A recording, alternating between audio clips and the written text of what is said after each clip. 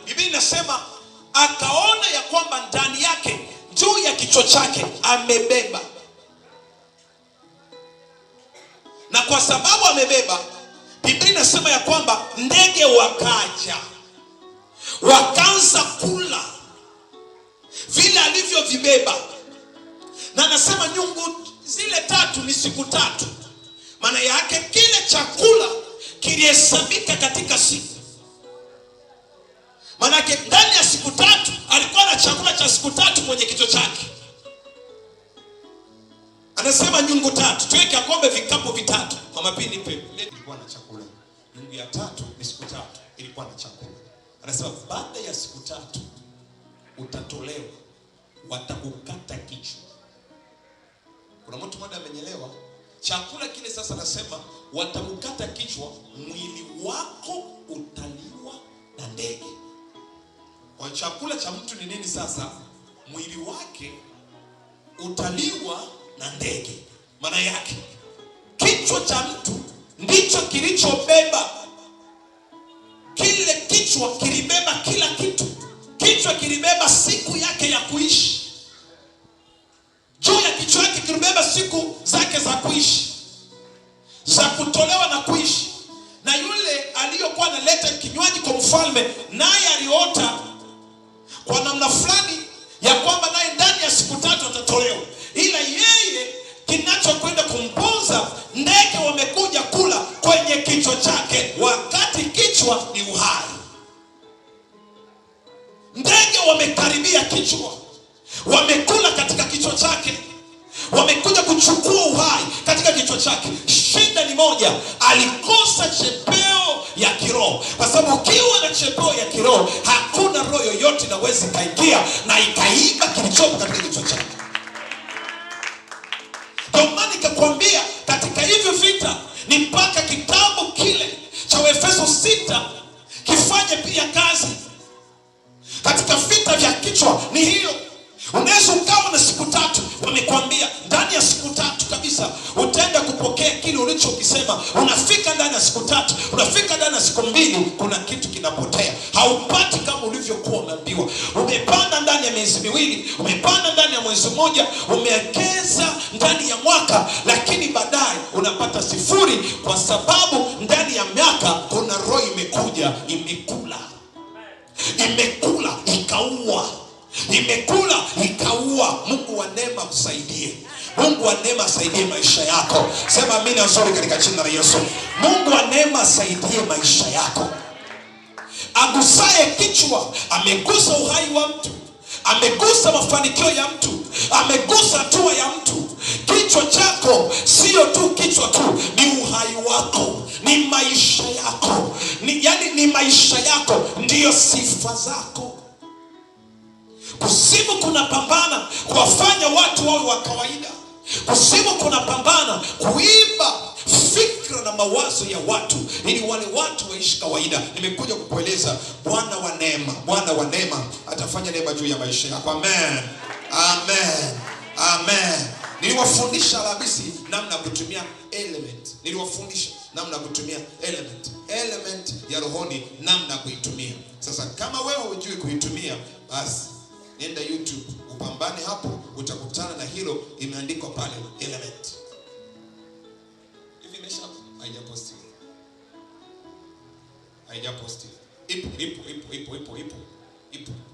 Ipo. Nenda huko utakutana pale na nimeandika pale siri ya element katika vita vya ndani, kitu kama hicho kwenye YouTube.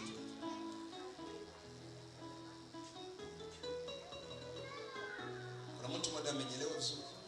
Kichwa changu kinahitaji kufunikwa katika ulimwengu wa roho. Kichwa kinahitaji kifuniko katika ulimwengu wa roho. Kinachoweza kufunika, niliwaambia, ni vitu viwili vitatu. Nikakueleza: moja, mkono; mbili, mafuta ya Roho Mtakatifu. Utendaji kazi unalinda kichwa cha mtu, unalinda mawazo ya mtu, unalinda fikra za mtu. Unajua kuna watu wana uwezo wa kusoma mawazo yako. Kuna watu wenye uwezo wa kusoma fikra zako. Wanasoma, wanajua wewe unasema nini. Wanasoma kabisa, wanajua wewe unawaza nini. Wanasoma kabisa, wanajua kabisa kila kitu. Kama kuna watu wanaweza wakasoma fikra fikra zako kuzimu, hauwezi kufanikiwa. Utafanikiwa kwa sababu kila kitu unachokipanga kitafanikiwa, kwa sababu tayari unachokiwaza kuzimu unatambua, unachokiwaza kuzimu unatambua. Ndio maana Kristo mwenyewe anamfunulia Paulo, anamwambia ya kwamba andikia kanisa la Efeso, lazima wavae chepeo ya wokovu, lazima waivae kwenye kichwa chao, kwa sababu kama hauna utateseka.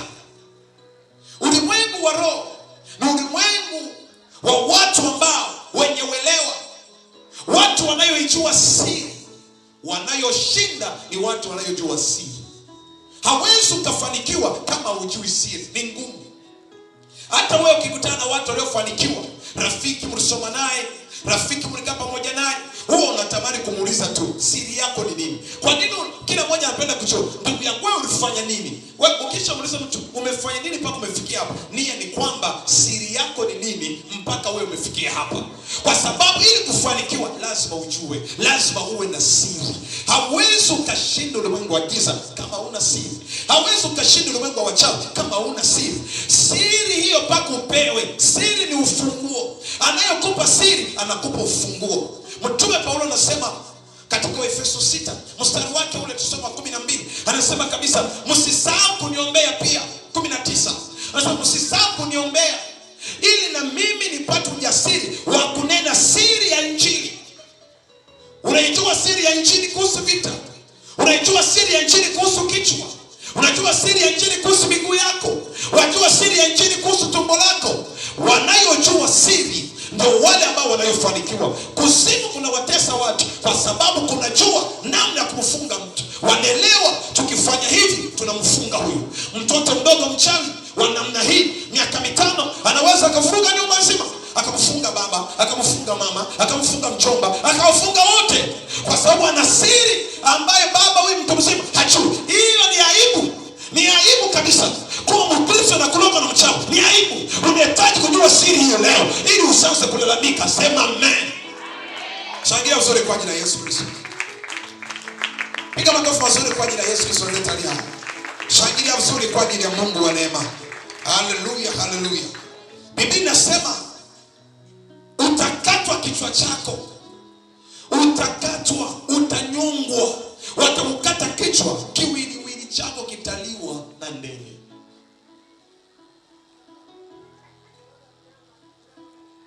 Kuna watu katikati yetu wamesha kuota anafuatwa na ndege. Nyosha mkono. Usiku, ni ndoto. Hawajawahi. Oh, sawa. Basi inawezekana bado. Nimeshafuatwa na ndege moja kubwa. Nakimbia, lakini atukuze Bwana. Nakimbia, Roho Bwana ananinua, nami napaa. Nikitua, nakimbia. Ndege anakimbia katika spidi sio kwa ya kawaida. Hasa sio ndege, roho ya mauti. Sio mauti mpaka kufa, mauti ya kitu. Kuna kitu wanakitafuta. Wanaweza wakakupiga kitu kimoja, wakaribu kila kitu. Biashara inaweza kafa, ndoa ya mtu inaweza kafa. Na nyinyi ambao mnaanza kwenda kusuka kwa watu waliokoka. Amen.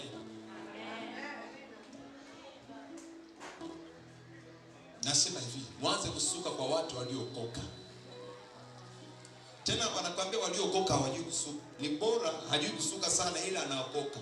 Hata kuwazia vibaya na kichwa chako. Sema amen. Sawa, hajui kusuka ila hana shida na nini? Sawa, hajui kunyoa ila hana shida na nini? Sasa ni bora usuke vitatu huku nyuma vimeenda mashariki kaskazini. Sijasema hivi na kwamba nyinyi wasusi na nyinyi muwe ndio mjifunze na kwambia. Ila katika yale kichwa chako kipo salama. Kichwa kinahitaji kuwa salama. Kichwa cha mtu kinaweza kuwa salama kabisa. Kinaweza kuwa salama. Mungu wa neema tusaidie sana. Mtu mwingine anasema sasa kwa hiyo sisi tuanze kutafuta watu wa burudani. Watu wa giza akitaka kuoa wanaenda kupiga ramli. anapiga nini? Tawile. Mtu anataka kwenda kuanzisha biashara, anapiga tawile. Mtani napoenda kwa sawa. Katikati yetu leo wengine wameokoka, lakini ndivyo mlivyokuwa. Kama ulikuwepo tunyoshe tu mkono hivi tu, Yesu ameshakusamehe. Lakini ongera hapo pale. Kwani hapa vipi? Nifungua hapa, nieleze hapa, je nifanye hiki hapa? Hii yote ni wanataka nini? Maana yake amefika sehemu, kuna kitu swali kwenye akili yake, je nitaweza hapa? Unapoenda kwa yule unahitaji siri ifunuliwe kwamba hapa ili uende fanya 1 2 3. Kuna mtu mmoja amenyelewa kabisa. Wanayofanikiwa katika ulimwengu wa roho ni watu ambao wenye siri. Ndio maana wote wanaojitangaza barabarani Freemason wa uongo. Watu wa uongo wote. Katika mfumo wowote wa mambo ya rohoni, siri watu hawaiongei hivi ovyo ovyo. Siri yoyote hawaitoi. Wakupe siri ufanikiwe, wakupe siri uendelee, hamna. Kwa maana inaitwa siri ya Injili. Kuna watu wameandaliwa kuijua hiyo siri. Ndio wewe unahitaji kujua siri ili ushinde. Unahitaji kujua hiyo siri ili uwe vizuri. Unahitaji kujua hiyo siri ili upande na ufanikiwe kabisa. Sema amina katika jina la Yesu. Hebu sema sitakufa wala sitauawa na mtu. Sema kabisa siuawi na mtu katika jina la Yesu. Siku 3 wakamtoa jamaa. Akafurahia kama mtu aliyotolewa. Mwisho wa yote akakatwa kichwa. Wakatundika kiwiliwili chake. Ndege wakaanza kula. Wakaja wakala. Maana yake katika ulimwengu wa roho, uhai wake, maisha yake yalikuwa ni zile mikate mingapi? Mikate zilizokuwa kwenye zile nini? Maana yake wanasema chakula cha kila aina ambacho mfalme alichokuwa anakula. Maana yake alikuwa ni mtu ambaye, Biblia inasemaje? Biblia inasema mtu haishi kwa mkate tu. Si ndio hivyo? Hajasema hautaishi kwa mkate. Mtu haishi tu kwa mkate. Maana yake mkate unamfanya mtu kuishi. Ile Yesu anasema sio tu mkate unakufanya uishi. Yaani nje ya mkate kuna neno. Maana yake Yesu hajapuuzia mkate, kwa sababu angepuuzia mkate asingeulani ule mti. Kwa maana yake mkate unamfanya mtu kuishi. Kwa hiyo kichwa cha huyu mtu kilibeba ufahamu. Sio tu mikate tu. Kilikuwa ni ufahamu wake uliokuwa unamsukuma yeye kutengeneza nini? Mikate. Alikuwa na ujuzi kama mwanangu Moses, mwenye ujuzi wa kutengeneza mikate ya kila aina. Ukimwambia wa China, sijui wa Japani, sijui wa Korea, yani kila kitu anajua kutengeneza. Ni kichwa tu. Ni kichwa, alikuwa anaelekeza tu, ipikeni hivi, tengenezeni hivi, chomeni hivi, fanyeni hivi. Lakini walikuwa katika ulimwengu wa roho, hiyo mikate ilikuwa inaonekana. Sasa ili uzuie kile ulichonacho wewe, ujuzi ulionao wewe, uzuri ulionao wewe, chochote unachojisifia nacho. Mimi nina elimu, ninakuwa na elimu na kukosa element ya rohoni, wataiba kila kitu. Utakuwa na elimu lakini hutakuwa na ajira. Unaweza ukaibiwa kila kitu. Mungu wa neema anachotaka katika sifa ya chochote ulichonacho, mwambie Baba nivalishe element yako ya rohoni. Uvalishwe element ya rohoni. Mashetani yatakapokuja, yatakapokusogelea, yatapumbana na chuma kwenye kichwa chako, na hakuna mtu ataiba kitu chochote. Mtu mmoja asema amen. Maana ukipanga jambo utalitimiza, ukipanga jambo utatimiza. Haleluya! Shangilia uzuri kwa ajili ya Yesu Kristo wa Nazareti. Zaburi. Tuandike kwanza Ayubu. Twende kwanza Ayubu 10. Nikwambia leo tunamaliza mapema sana.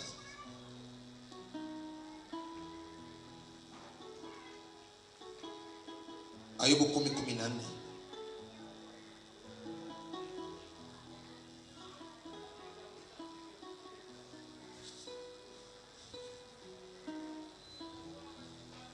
Hadi 16. Ayubu 10:14-16. Nikifanya dhambi ndipo wataniangalia, wala hutaniachilia na uovu wangu. 15. Mimi nilikuwa mbaya ole wangu, nami nikiwa mwenye haki, walakini sitainua kichwa changu, mimi nimejaa aibu. Tunarudi. Jana tuliandika mambo matatu, ndio hivyo? Leo tunaanza la 4. Kitu kinachomfanya mtu kutembea kichwa chini: aibu. Aibu. Aibu inamfanya mtu kutembea na kichwa chini. Aibu. Kijana mmoja aliniambia, baba, siku moja nimekutana mtu niliyosoma naye, namwangalia yeye yuko kwenye gari. Mimi ndo nasubiria kupanda kabisa daladala pale Mzinga, natoka kanisani. Akasema kiukweli, akanipigia honi baba. Akaenda pembeni akaniuliza, vipi? Mambo yanaendaje? Umeajiriwa wapi saa hizi? Nikanami nikamsupport.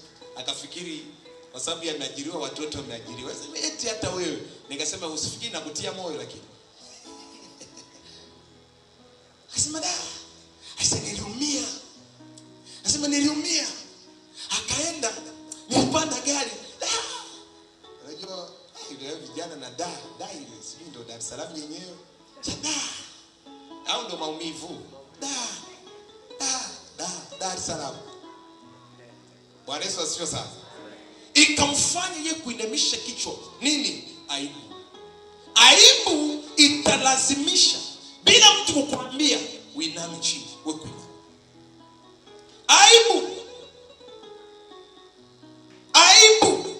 Ayubu anasema ya kwamba siwezi nikakiinua kichwa changu, walakini sitainua kichwa changu, mimi nimejaa aibu.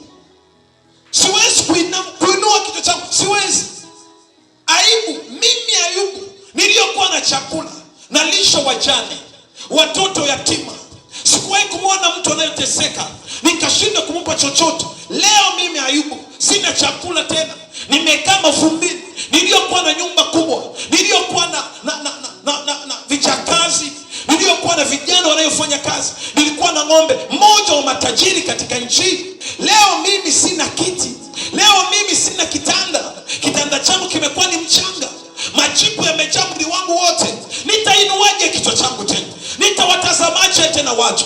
Aibu inamfanya mtu kuinama, inamnyima mtu furaha. Leo tutamwomba tena Bwana ya kwamba aibu haitakuwa vazi lako, na utatembea tena kichwa chini. Sema amina katika jina la Yesu. Ni aibu kutembea na mume wa mtu. Amen. Nipa amen kwa jina la Yesu. Utakuongea. Ni aibu kutembea na mume wa mtu. Ni aibu kutembea na mke wa mtu. Ni aibu. Amen. Ni aibu. Kuzini ni aibu. Hivi unakiri kweli? Eti unazini na mtu na unamwangalia usoni. Hivi wewe ni mchawi? Kwa hiyo ukimtafuta mchawi, wewe wa kwanza. Aibu. Anayozini na watu, aibu. Ni amen. Kasirika na kuambia kweli. Haleluya. Ni aibu. Mimi najiuliza, watu wanayozini hawa, unakuwaje na ujasiri wa kumwangalia mtu? Hivi unakuwaje na ujasiri? Yaani tena simama hapa mbele, naangalia mtu kwenye sura yake na anahubiri kabisa.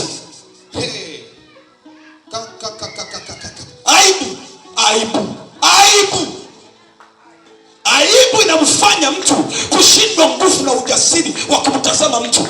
Aibu itakuendesha chini. Sikiliza nikueleze, wakati Adamu na Hawa walipokula tunda, moja kwa moja aibu iliwafaa. Aibu unapokosa, aibu iwe inamfaa mtu. Ndio maana nakuomba sana 2026, hebu weka password wewe. Hebu weka password wewe. Simu yako ina password, jiweke na wewe una password. Amen. Simu ya 200,000 unaiweka password. Wewe ambaye mwenye yani hauna bei, hauna usema, kwa sababu wewe ni bora kuliko wewe ni bora kuliko Azam TV. Wewe ni bora kuliko timu nzima sio ya Yanga. Wewe ni bora kuliko majumba yote. yote, kwa sababu majumba yote yamekuja, waliojenga ni wanadamu. Wewe ni bora kabisa, lakini wewe hauna password, lakini simu ina password. Jinsi kabisa. Sema amen. Nipa amina kwa jina la Yesu. Sema amina, nataka kuongea. Silika pasuka, tutakunga baadaye. Na ukikimbia tunakufuatia nyumbani kwako, tunakurejesha hapa. Sema amen kwa jina la Yesu. Sema amen kwa jina la Yesu. Siku ile nilimuuliza Mwalimu Magota swali. Nikamwambia, mama, wewe unajenga nyumba, si ndio? Ile nyumba na kichwa chako vinaendana kweli? Hapana. Lakini kwenye kichwa chako ulipanga mpango wa kujenga ile nyumba. Nitakuwa na hicho chumba hapa, kitakuwa hiki, kitakuwa hivi. Vyote vimetoka kwenye kichwa chako. Maana yake kichwa chako ni kikubwa kuliko nyumba uliofanyaje. Hivi vyote tulivyo navyo hapa vimetoka kwenye hicho kichwa. Maana yake kichwa changu ni kubwa kuliko hiyo jengo. Amen. Na bado nawaza na niangalia tutakapokuwa na ghorofa kubwa hapa, maelfu ya watu wamekaa. Maana yake kichwa ni kikubwa kuliko unavyoviona. Mwanangu, wewe ni bora kuliko milioni 1. Wewe ni bora kuliko milioni 5. Wewe ni bora. Haleluya. Shangilia vizuri kwa jina la Yesu Kristo. Aibu. Hebu sema vizuri, aibu. Sema kabisa aibu. Kama umekaa na binti pembeni yake, muangalie, mwambie aibu.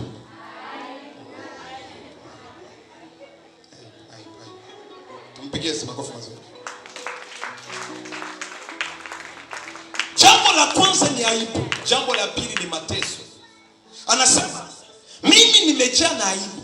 Jambo la pili, na kuyangalia mateso yangu. Yaani mtu anasema ninavyoangalia ninavyoteseka sijilinganishi na yule. Jamani, kuna watu wameshakata tamaa hapa. Hawezi kujilinganisha na mtu.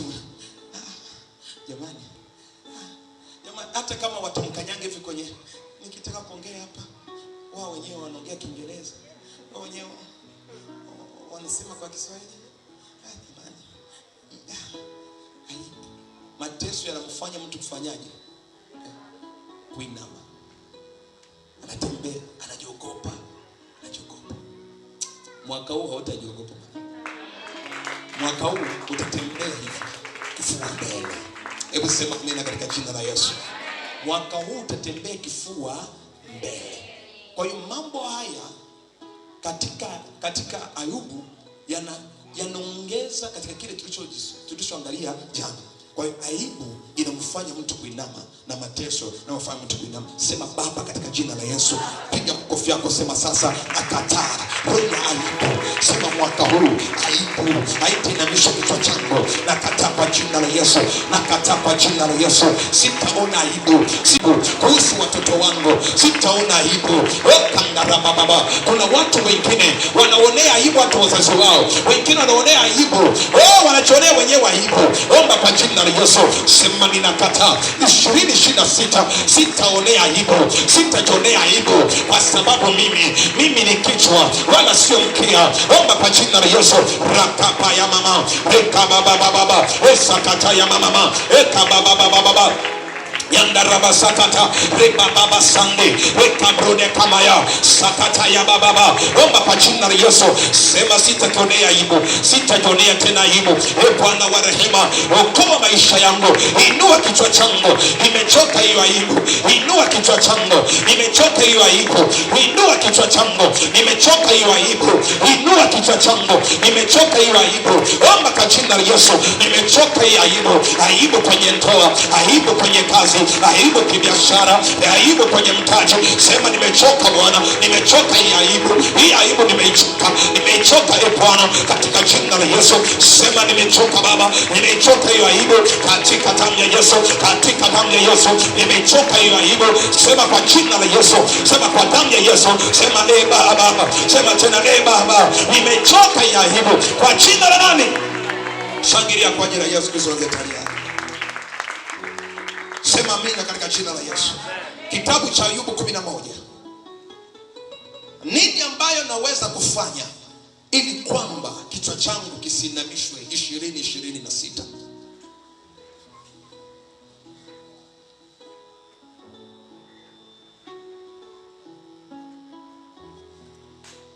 Ayubu 11 mstari wa 14 hadi 17 nasoma. Ikiwa una uovu mkononi mwako, uweke mbali nawe, wala usikubali upuzi kukaa imani mwako. Hakika ndipo utakapopata kuinua uso wako pasipo ila. Kuna mtu mmoja anasema amen. Mambo mawili ya kufanya ili kwamba usije ukainamishwa 2026, aibu isifuatilie maisha yako. Jambo la kwanza, Ayubu 11 mstari wa 18, ondoa uovu mkononi mwako na uweke mbali nawe. Jambo la kwanza, ondoa uovu mkononi mwako na uweke mbali na wewe. Ondoa uovu mkononi mwako, uweke mbali na wewe. Hili ndio jambo la kwanza. Mwalimu Magoti, kwa nini wanao wote wametoka nje? Kuna chakula huko?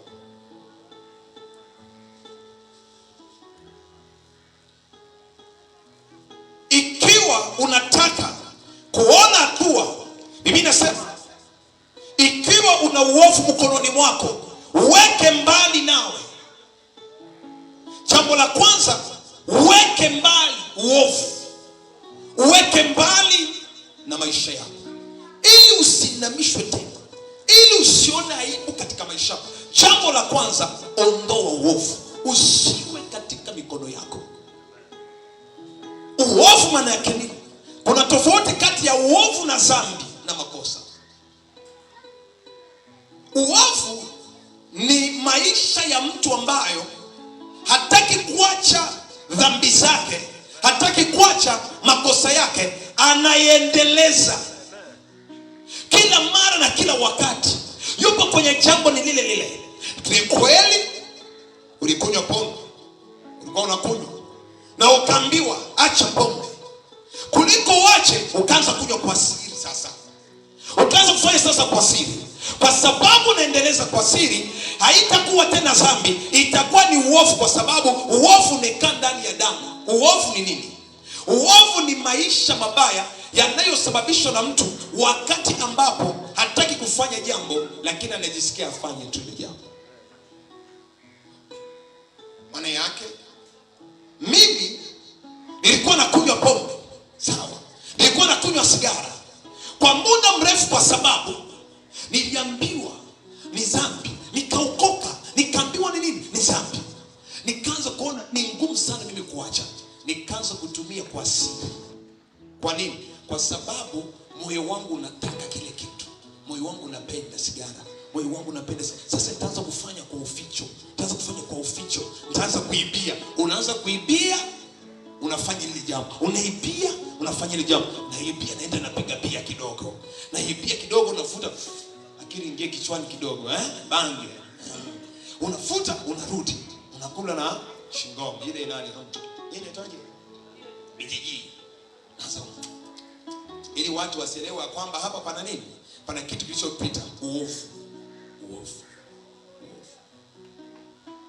Sasa anasema uweke mbali uovu.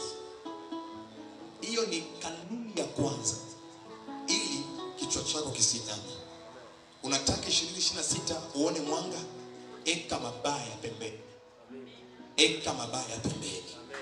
Yaweke mabaya pembeni. Yasukume mabaya pembeni. Yatupilie mabaya mbali. Kuna mtu mmoja ananyelewa, yatupe mabaya mbali. Ndipo sasa utakuja kuona maisha yako yakibadilika. Mshangilie Yesu Kristo. Jambo la kwanza anasema, ukiwa una uovu mkononi mwako, uweke mbali nao, wala usikubali upuzi kukaa imani mwako. Jambo la pili, upuzi. Unajua mambo ya kipuzi, kuna watu wanakuja na mambo ya kipuzi, mambo yasiyojenga. Nyumba yako Mage Masanja isiwe nyumba ambayo watu wanakuja kupiga story ya maisha ya watu. Ni upuzi ambayo hauwezi ukajenga maisha yako. Ndio maana nasema ukitaka uinuliwe, usifanye nyumba yako iwe nyumba ya upuuzi, yenye umbea, yenye maneno machafu. Acha kupiga stories za watu, achana na hivyo vitu. Unahitaji kutengeneza nyumba yako iwe ni nyumba yenye baraka. Kuna vitu viwili tu Mungu anaomba ndani ya mwaka huu, viondoe katika maisha yako. Moja, chukia dhambi. Mbili, ondoa umbea. Amen. Ondoa maneno ya kipuuzi. Ondoa kuongea vitu visivyokuwa na maana, vitu visivyokuwa na kichwa wala miguu, vitu visivyoweza kusaidia maisha yako. Ongea yale ambayo yanayojenga. Kama utaenda kwa huyu binti, ukafika nyumbani kwake, ukaanza kuongea naye, unajua Mungu anakupenda sana, unajua Mungu ni wa neema sana, unajua kadri unavyozidi kuja kwenye ibada, Mungu ataendelea kutukuza maisha yako. Unajua maombi pale tulipo, kuna watu Mungu aliwatendea. Unapoongea naye mambo kama haya, jambo la kwanza, unainua nafsi yake, unatengeneza roho yake. Aya, sasa angalia. Nakwambia umefika pale kanisani, uwe makini na wanadamu. Huyu dada huyu tayari umeshaanza kumharibu. Moja kwa moja unaanza kumharibu. Kama wewe uligombana na mwanadamu mmoja, unahakikaje yeye atagombana na yule? Yawezekana wewe na ule muelewani, ile yeye atakuwa bingwa kuelewana na yule. Amen. Huyu anahitaji faraja. Sio kwamba amekosa watu wa kumpa umbea, amewapanao mtani. Kwa nini ameacha? Amekuja hapa, amekuja hapa kwa sababu ana shida yake, anahitaji Bwana amchenge, anahitaji nyumba yake iwe nyumba ya sifa. Angekuwa na wata ndoto mbaya, lakini sasa amekuja, anahitaji kwenda kwenye nyumba yake sasa malaika za Bwana, anahitaji kulala kwa amani, anahitaji kulala na furaha. Haleluya! Bwana anasema mambo ya upuzi yaondoke ndani ya nyumba yako. Wala usikubali upuzi. Unasikia kukubali? Usikubali upuzi imani mwako. Yaani usikubali, ni maamuzi yako. Kama watu watawasema watu nyumbani kwako, wewe ndio umeruhusu.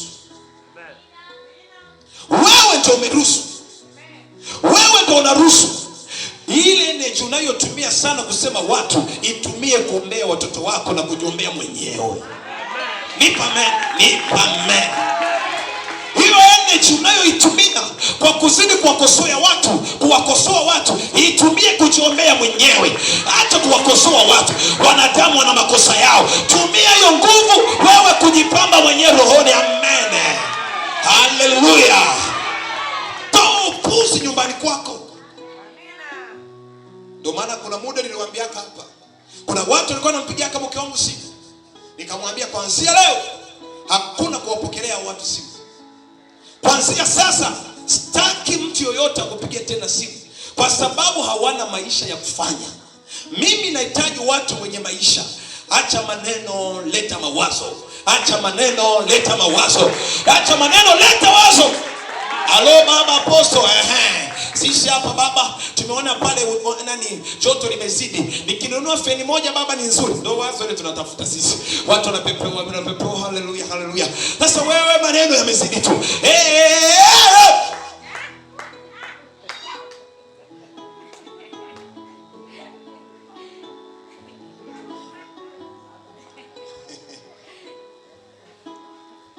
Yaani shida kwamba nyumbani mimi sina haka na haka.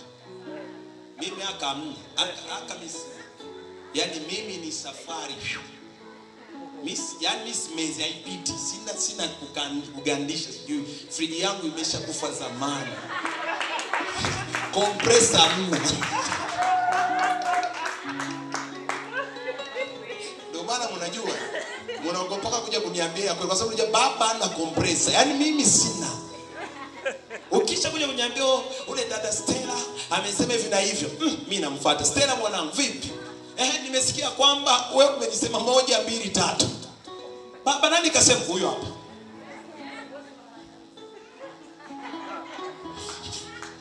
Ndio maana siku hizi ninanenepa tu. Unajua kwa nini? Hakuna stress.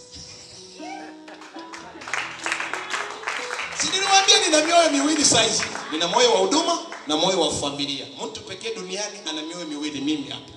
Wa familia na wa huduma. Ukija na ya huduma inakaa hapa. Nikisha geuka tu hivi, safari nimesahau. Nikifika kwangu na wanangu tunacheka tu. Fati panda mgongoni, namtembesha hivi. Nimesahau. Sina stress ya kuleta nyumbani kwangu. Sina hiyo. Haleluya. Sema amen. Na wewe uwe hivyo. Usiwe na stress ya kuleta nyumbani kwako. Nyumbani kwako ni sehemu ya baraka. Mungu anasema hivi, usikubali upuzi. Mwalimu 14, usikubali upuzi. Usikubali upuzi. Ile shosti nikwambie, si unamjua yule mwanaume yule? Si unamkumbuka? Umemsahau? Si yule ambaye nani yule? Ukisema acha nikwambie. Sijuzi kaniletea laki 4. Kwa hiyo yani tuna mtoko wa kwenda. Wakati ule binti yangu hapa ametulia, anawaza mfano nina laki 1 na waza hapa 50,000 ili nilipe kodi. Lakini huyu anakuja kumwambia nina laki 4 ya mtoko. Je, haja kuchanganya kweli akili yako kweli? Amekuchanganya kwa sababu unataka 50,000 ya kodi, yana laki 4 ya mtoko. Kasha kuchanganya tayari. Yaani hapo hata kuomba uwezo kaomba tena vizuri. Kwa sababu akili yote imeshachanganyikiwa. Ni kama imekuja kukukumbusha na wewe ukitaka. Nisubiri, unamjua yule Frank? Si yule Frank alikuwa anakupenda zamani. Kanifuata. Kaniambia anakupenda ila hajaniambia uende, lakini nimekugusia uongo. Hao watu kama hao watakuondoa kwenye njia. Amen. Wakati watu ambao utakapokuwa umetulia, moyo wako ubarikiwe. Amen. Shangilia kwa jina la Yesu. Wana mnaniangalia hivi. Leo jamani, asante Yesu, watu wanakunywa dozi leo. Amen. Dozi. Mwalimu Biblia inasemaje? Soma mwenyewe. Inawezekana wanasema apostle kitabu chake. 14 inasemaje? Ikiwa una uovu mkononi mwako, kama una uovu, una uganga, una ushirikina umeukamatia, achia. Mume wa mtu, usimwazie mume wa mtu, hata kwa wako hata kwa ndoto. Hata kwa ndoto hatakuwa. Wewe unahitaji kuolewa, olewa. Tunahitaji, ndio maana watu wanakuja hapa tunaomba ili uolewe. Usiwazie mume wa mtu. Usiwazie hata kwa wako hata siku moja. Haiwezekani. Siwezi kumwazia mke wa mtu eti ndoto kama Baraka mwanangu alivyoniambia jana pale, tukaanza tunakuwa tunacheka na kina mama Ian na mke wangu jioni pale. Baraka akasema siku moja mchungaji mmoja akaja akamwambia mke wake, eti Bwana ameniambia wewe ndio mke wangu wa maisha. Sasa mke wa maisha wakati ameshaolewa tena.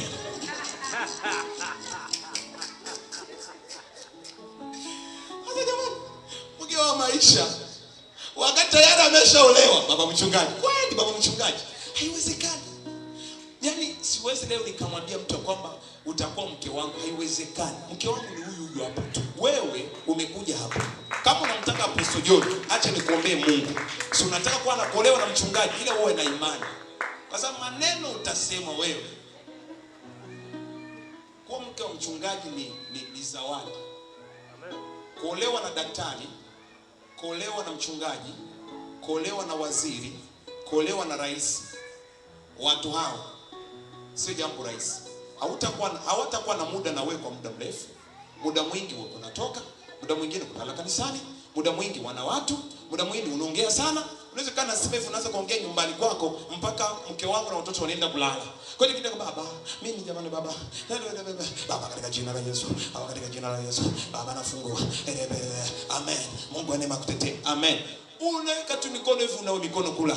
Baba, halo, baba hapa mimi babangu. Tumbo kabisa ndio hivyo. Unaanza mwanangu. Sasa anaanza. Baba niliota ndoto. Nikamwona chura. Chura akaenda kwa tembo. Tembo akaruka kwa nyoka. Nyoka nenda kwa ule. Akaenda. Anaweza kaanza kuuliza Tom. Ile ndoto atakavyoiuliza itachukua dakika 30. Utapiga miayo, watoto wataenda kulala. Yaani pako hata kuja kumweleza, unamwambia amen. Katika yale yote Mungu anataka kusema hivi. Hamna baba, sasa nimebakisha nyingine. Nikakuona sasa umevaa kanzu ndefu. Kwa sababu katokea, baba unasema ukasema amen. Sasa baadaye umeshabaki tu. Yaani mtu anachukua lisali zima, anakuhadithia ndoto. Sasa ukitaka kumwambia, anakuambia sio hivyo baba, nilisahau. Ingine ni hapa, kipande kingine kilichobaki. Utaona kama ni season fulani hivi. Yaani umeme ulikataka, baadaye ukaja kurejesha. Yaani kuolewa na mchungaji lazima uwe na moyo. Kama hujaitwa kuolewa na mchungaji, jamani na kushauri. Kama una hiyo neema, na kushauri.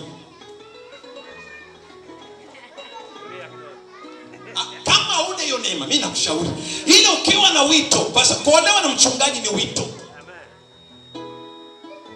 Kuolewa na mchungaji ni wito. Ndio maana niliandaliwa mke wangu mapema. Tangu mbingu niliandaliwa kumwoa yeye. Yeye ndo ameandaliwa kuwa mke wa mchungaji, mke wa Apostle Lumbai. Mambo yako nzuri. Amen. Mshangilie Yesu kwa ajili yake. Mshangilie. Tumekula vya kuiva, tumekula vilivyo nini, ni hivyo, tumepitia changamoto. Hata kama wanasema sio mrembo, hata wanasema simvalishi, majira yatakuja atavaa kuliko wote waliopo ndani ya huduma hii. Sio mimi nitamvalisha, mbingu itamvalisha kwa nyakati. Wana watu watakao wanatoa China tu, wenyewe nguo wanaleta. Yani ndivyo itakavyokuwa. Haleluya, sema amen. Sasa wewe wenye umbea simvalishi, nimeshasema sasa. Unaendelea tena au tumalizie hapa? Songe au tumalizie hapa?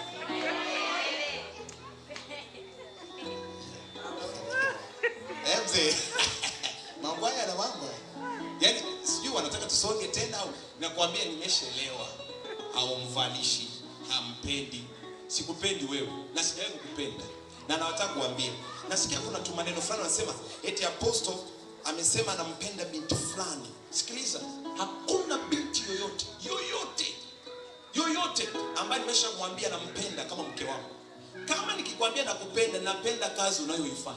Sijawahi kukupenda kama mapenzi. Hapana. Kama upo, njoo ushuhudie hapa. Shuhudia hapa saa hizi kwamba Apostle John aliniambia ananipenda. Hapa njoo. Ndio maana naweza nikamuita Georgina binti yangu mzuri. Naweza nikamuita Deborah binti yangu mzuri. Naweza nikamuita Naomi binti yangu mzuri. Naweza nikamuita Jacqueline binti yangu mzuri. Sijaita hivi kama vibaya, naita kwa sifa. Amen. Nipa amen. Nipa neno nzuri kwa jina la Yesu. Mimi nimeandaliwa kuwa kizazi cha kijana atakayoandaa vijana wengine, kuambia unaweza ukawa na huduma kubwa, ukawa na wabinti wazuri na ukaishi pasipo kujua kumgusa hata kwenye mwili wake. Nimeandaliwa kuwa hivyo. Haitatokea hata siku moja ile kamba mali walipoikamatia uongo. Ndio maana siku moja nilisema hivi, mimi nikikuandikia message nakupenda, tangaza mbele za watu. Sasa kusema hapa, njoo jamani, nina ushuhuda. Haleluya. Apostle John kanipenda. Shangilia hapa. Toa ushuhuda wako hapa. Wow. Macho yangu yameshapofika zamani. Amen. Huyu kwa mtoto wa kipare jamani ameshajuka. Yaani hapa ndo nimeshafika hapo. Hata kama simsuki nywele hamna shida, ndo nampenda hivyo. Sema tena. Amnunulie viatu, simnunulie nampenda hivyo. Sema tena. Amshonee nguo, simshonee nampenda hivyo. Sigandishi, sikafriji.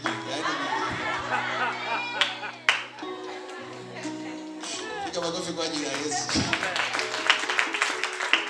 Shangilia vizuri kwa ajili ya Yesu Kristo. Unaona watu wengine wanafuata mke wangu.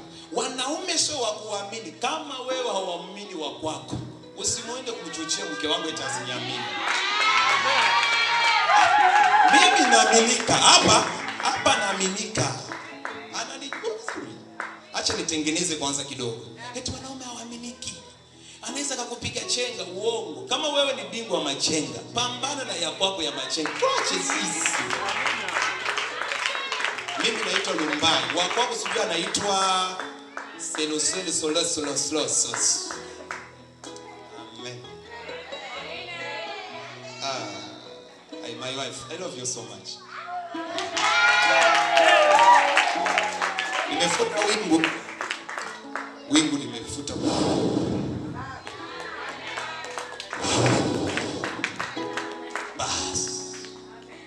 Tuingie kwenye injili. Haleluya. Nipa mimi nzuri. Mwalimu soma pale. Amesemaje vile tena? Usikubali Ikiwa una uovu mkononi mwako, ndiyo, uweke mbali nawe. ndiyo, Wala usikubali upuuzi ukaa hemani mwako. wala usikubali upuuzi uikae imani mwako.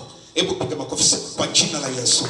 Sema kwa damu ya Yesu. Baba, rehemu nyumba yangu, rehemu kazi yangu, popote ambapo nilikwenda tofauti, mazingira yoyote niliyoendesha tofauti, omba kwa jina la Yesu. Ni rehemu Bwana, rehemu biashara, kwenye ofisi yako, kwenye nyumba yako, popote ambapo ulikwenda tofauti, ulifanya nyumba yako kuwa kama kituo cha TV, kama kituo cha redio. Mwambie Baba, ninaomba rehema kwa ajili ya nyumba yangu kwa jina la Yesu. Kila upuzi ambao uliofanyika ndani ya nyumba yangu, ninaomba rehema, nisamehe Bwana, samehe maisha yangu katika jina la Yesu. Sema amen.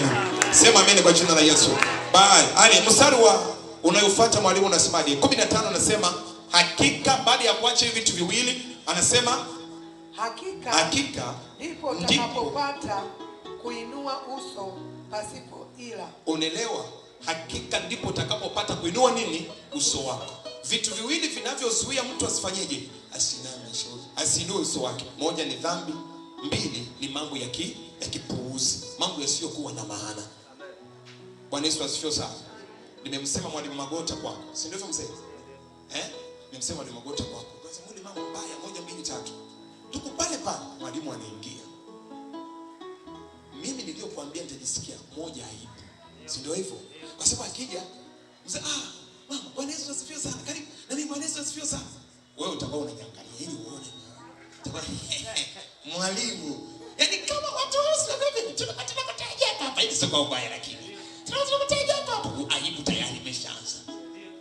Sasa sitatamani mimi niondoke kumwacha huyu, kwa sababu najua nikiondoka tu huyu mzee atasema. Sasa nitapambana kubaki hapo hapo tu. Nitapambana ili kusudi tukiondoka tutatamani tuondoke na mwalimu au aondoke mwenyewe au wewe ndio uamue kuondoka. Waambie huwa aondoke haraka kwenye manyumba za watu wakiwa na wasema watu kwa sababu ya hiyo jambo. Ondoa hao watu, utafanikiwa. Sura yako itainuka. Sura yako itainuka. Sura yako itainuka.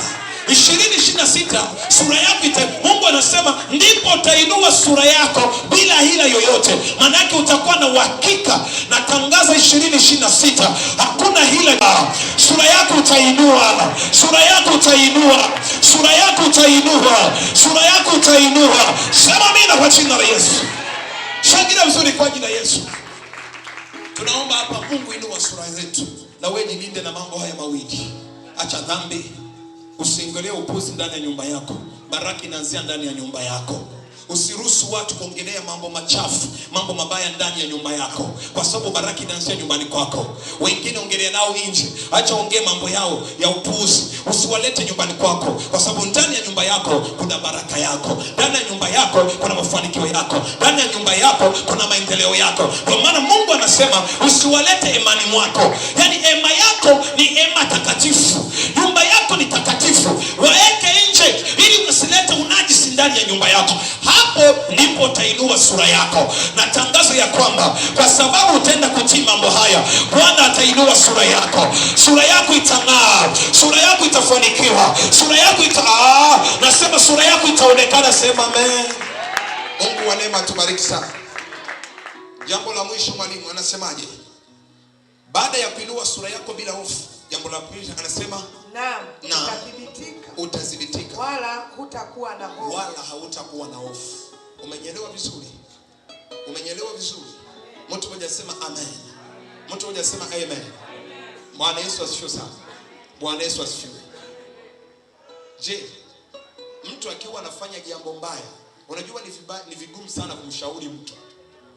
Mtu akiwa mfano anafuta sigara, akamwona mtoto wake anafuta sigara, anaweza kumwambia sigara ni mbaya? Hawezi akamwambia. Kwa sababu gani? Kwa sababu tayari sigara anafuta, anaondolewa ujasiri. Kuna mtu mmoja amenyelewa. Bwana Yesu asifiwe sana. Ujasiri unaondoka. Lakini wakati ambapo utakuwa mfano, acha nikwambie, utakuwa hauna hofu. Utakuwa bila hofu. Biblia inasema utadhibitika. Utadhibitika wala hakutakuwa na hofu. Mstari wa 16 mwalimu. kwa kuwa utasahau mashaka yako. Hautayakumbuka kama maji yanavyokwisha kupita. Anasema utasahau mashaka yako, wala hautakumbuka tena yale mashaka. Anasema yatakuwa kama vile maji yalivyofanyaje, yalivyopita, ndivyo maisha yako yatakavyo. Umeona? Yani utasahau mashaka yako, wasiwasi utaondolewa, kwa sababu ndani ya moyo wako una uhakika, kiukweli sijamtenda mtu dhambi yoyote, sijamkosea ni Mungu wangu wala chochote. Nyumba yako kweli hakuna jambo mbaya, nina uhakika hata najitia hii, Mungu ataniacha, Mungu atanisaidia. Unanielewa vizuri? Yani mtu anaangalia maisha yake, baadaye anasema hapana, Mungu hataniacha, Mungu wangu hataniacha. Unajua ni kwa sababu gani? Kwa sababu yule mtu ameonyesha uhakika. Yani anaangalia moyo wake, nafsi yake haimhukumu kwa kitu chochote. Nafsi yake inampa, haina wasiwasi ndani ya maisha yake. Kuna mtu bado amenyelewa hapo. Sasa unaweza ukaendelea. Mungu wa neema abariki maisha yako. Mungu wa neema ayatetee maisha yako. Sema tena amina katika jina la Yesu Kristo. Sema tena amen kwa jina la Yesu. Sasa tutasoma Zaburi 3:3. Hiyo ndio tutakayoenda kuomba nayo. Zaburi 3:3. Zaburi sura ya 3 mstari wa 3. Zaburi sura ya 3 mstari wa 3. Itatuingiza kwenye maombi. Karaba sante bekaya.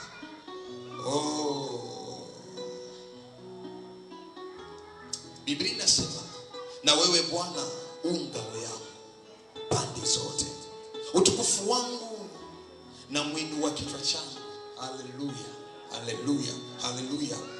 Na wewe Bwana ngao. Kwa nini anasema ngao? Kuna vita vinakuja, kuna vita vitakuja, kuna vita vitakufuatilia. Jina la Yesu libarikiwe sana. Bwana Yesu asifiwe sana. Kuna vita vitakuwinda. Anasema wewe, mwalimu nisomee hiyo, na baadaye kuna kitu hapa natamani nikisome tena. Na wewe Bwana ngao yangu pande zote, utukufu wangu na mwinuo kichwa changu. Mwalimu mwanzo nisomee wewe Ayubu 10:16. Ninavilinganisha hivi viwili tuingie kwenye maombi. Ayubu 10:16, Zaburi 3:3. Ayubu inasemaje? Kichwa changu kikijinua wananiwinda kama simba. Twende. Tena wajionyesha kwangu kuwa waajabu. Unasikiliza? Kichwa changu kikiinuliwa wananiwinda kama simba. Maana yake wakiona kwamba uchumi wa huyu mzee unaanza kusimama, kuna watu wanayowinda. Unakumbuka nilikwambia Zaburi ya 78:13 inasema, nawe utamkanyanga simba na mwana simba. Kuna mtu mmoja amenyelewa. Kwa hiyo simba wanamuwinda mtu kichwa. Simba wanawinda wanapoona kwamba unaanza kusogelea ndoa yako, ndipo wanasimama sasa. Wanapoona kwamba hapa aibu yako itaenda kuondolewa, kuna kazi unaenda kupata, wanainuka. Anasema ya kwamba kichwa changu kikichinua wanawinda kama simba. Wakikona unataka kuelekea kwenye mafanikio, kuna watu wanainuka kama simba, wanaanza kunguruma, wanaanza kutishia. Kuna mtu anataka kukupa mkataba wa pesa, lakini unaanza kupata hofu. Hivi najiuliza, hautanidanganya kweli? Najiuliza kweli, na huwezi kukuamini. Yaani unaanza kujiuliza, mbona huyu mtu amekuwa na mashaka ghafla? Mbona mwanzoni alikuwa ananiamini? Yale mashaka yanakuwa hivi, na huwezi kukuamini. Sasa mliongea naye, kila kitu kimekuwa sawa. Mbona wakati wa kutoa pesa mashaka yanaanza? Naweza kweli kukuamini? Kwa boss, jamani, mbona tumeongea? Naweza kweli kukuamini? Wanawake wengi bwana, nilijaribu kuongea nao kwenye mahusiano lakini wakaniumiza. Kwani wewe unaweza kukuamini? Hasa unaweza kujiuliza, mbona tulianza muda hivi? Naweza kukuamini? Wengi niliwaajiri hapo lakini hawana kitu walichokifanya. Hivi naweza kukuamini kukupa kweli hizo pesa na utanirudishia kweli? Utaanza, yani unaanza kujiuliza, haya mashaka yanatoka wapi? Anasema kichwa changu kikijinua tu, anasema wataanza kuniwinda kama simba. Wataanza kuachilia vitisho. Kuna vitisho vitaanza kuja. Wataanza kukuotesha we mbaya. Wataanza kusababisha vitu. Acha, ndo maana Zaburi 3:3 anasema, wewe ngao yangu, wewe kiinuaye kichwa changu. Shangilia kwa ajili ya Yesu. Ndio maana anasema wewe ni ngao, kwa sababu nitashambulia watanishambulia, ila wewe utanilinda na baadaye utainua kichwa changu. Kwa hiyo majibu ya Ayubu alikuwa nayo ni Daudi. Ayubu anauliza, kichwa changu kikiinuka watanishambulia tena. Sasa Ayubu anaanza kuwa na hofu, ni bora nibaki tu kwenye hiyo hali nilionayo ya shida kuliko watu waje kusema kabisa, umeanza tena hii biashara. Ninawaje utaanguka tangu lini wewe? Nilikwambia wewe hujui kufanya biashara. Nilikwambia yaani kwa kunajiuliza watu hawa kuna kitu gani? Utapita kaka, umeanza tena upya tena, umefunga tena mantili, sijui mantili. Jamani, ina unarongumu wewe. Pambana lakini kwa mzinga hii. Ninavyojua mimi. Sijui. Bado unajiuliza hiyo hofu inatoka wapi? Mungu wa neema atakuwa ngao yako 2026 naye atainua kichwa chako. Sema amina katika jina la Yesu Kristo. Sema Baba katika jina la Yesu. Sema katika jina la Yesu, wote ambao waliokuwa wanawinda kichwa changu kilipokuwa kinachinua leo katika jina la Yesu, katika damu ya mwana kondoo, sema kwa jina la Yesu, hawatanizuia, hawatanitisha tena. Sema sitishiki tena. Sema sitatishika. Sema sitaogopa. Sema sitatishika. Omba kwa jina la Yesu. Sema sitishiki. Sema sitaogopa. Sema sitishiki. Sema sitaogopa. Sema sitaogopa. Hakuna kunitisha tena. Hakuna kunitisha tena. Hakuna kunitisha tena. Kuna watu walikuwa wanakutisha wakasema ndoa yako itakufa. Sema ninakataa. Sitaogopa tena. Mwanangu ulikuwa unaogopa kuingia kwenye mahusiano. Unasema kabisa wanaume wengi wameniumiza. Usiogope tena. Usiogope tena. Haya ni majira ya kuamua. Shakata ya baba. Shakata ya baba. Ekandara sakata. Ekandara sakata. Remandu sakata ya. Ekanduru sakata ya baba. Yandaraba sakata mama rekate kemalo sakata da baba. Ndipo Ayubu akasema kichwa changu kikichinua wanawinda kama simba, wananiwinda kama simba, wananiwinda kama simba. Bwana Mungu wa rehema, rekandaraba sata, walipoona mikataba mizuri ikakusogelea waliinuka kama simba, wakaachilia hofu kwenye maisha ya watu. Kuna watu wanakukatisha tamaa mpaka sasa. Umeanza tena kulima, hatujui kama utafanikiwa. Watu wameshaanza kukatisha tamaa. Shetani ameanza kusababisha ekandarabasata katika jina la Yesu. Omba kwa damu ya Yesu. Sema sina woga, ndoa yako haitakufa. Sema sina woga, mwanangu haitakufa. Omba kwa jina la Yesu, wala usitetemeke tena. Ekandarabasata, mama mko anakupenda, mama mko akupendi, uwe na uhakika. Omba kwa jina la Yesu. Sema sitaogopa, sema sitatishika, sema sitaogopa, sema sitatishika. Omba kwa jina la Yesu. Ekandarabasata, mama ndo sakata, mama unakatulia basata, ekandarabasata, sakata ya mama, ekandarabasata, ramasokata ya, ekandarabasata, ekandarabasata. Kichwa changu Bwana, ekandarabasata, kikichinua tu wanawinda Bwana, wananiwinda kama simba, wananiwinda kama simba, wanahitaji kunimeza, wanahitaji kutishia. Wakati umeinuka, kuna watu wanainuka, wanaanza kutishia watu, ekandarabasata, ili watu warudi nyuma, ili watu warudi nyuma.